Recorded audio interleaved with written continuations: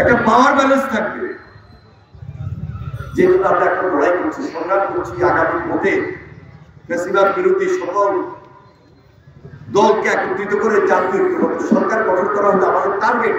BNP সবসময় মানুষের কথা মূল্যায়ন করেছে, সাধারণ মানুষের কথা চিন্তা করেছেন, গ্রামের মানুষের কথা চিন্তা করেছেন বলে বিএনপি গণমানুষের দল, বিএনপি সাধারণ মানুষের দল। আর এখন তারেক রহমানের নেতৃত্বে এই দলটাকে আরো বেশি শক্তিশালী করে এগিয়ে নিয়ে যাওয়া আমাদের সামনের লক্ষ্য। কারণ একটা সুন্দর বাংলাদেশ করতে হবে, বাংলাদেশটাকে নতুন করে নির্মাণ করতে হবে।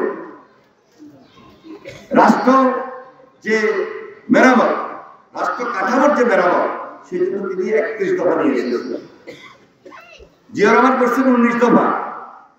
দেশনেত্রী বেগম খালেদা জিয়া ভিশন 2030 নিয়ে যেটা এগিয়েছেন, তার উপরে ভিত্তি করে তারেক রহমান 27 দফা ফাঁসতে দিয়েছেন। আন্দোলন সংগ্রামের মধ্য দিয়ে যাদের সঙ্গে একত্রিত আমরা হয়েছি, যারা আমাদের সঙ্গে যুগপৎ আন্দোলন করেছেন, তারা সহ আমরা 31 দফা নিয়ে আগাচ্ছি। তারেক রহমান দেখলেন যে এই দেশে এক ব্যক্তির শাসন চলে না, যে শাসন ব্যবস্থা চলতেছে এই প্রক্রিয়ায় এক ব্যক্তির শাসন চলে, এক দলের শাসন চলে, রাত্র অন্ধকারে ভোট হয়। সুতরাং দ্বিকক্ষ বিশিষ্ট পার্লামেন্ট নিয়ে আসতে হবে। একটা নিচের পার্লামেন্ট থাকবে, একটা উপরের পার্লামেন্ট থাকবে। 25 বছরের ওয়ারেন্টিযুক্ত দীর্ঘস্থায়ী দরজা প্রোটেক্টর, আধুনিক ও মজবুত দরজা।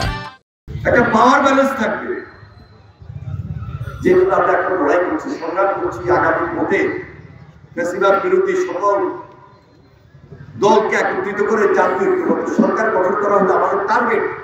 বাংলাদেশটাকে এগিয়ে নিয়ে যাওয়ার জন্য সেই দিকে আমরা আগাচ্ছি।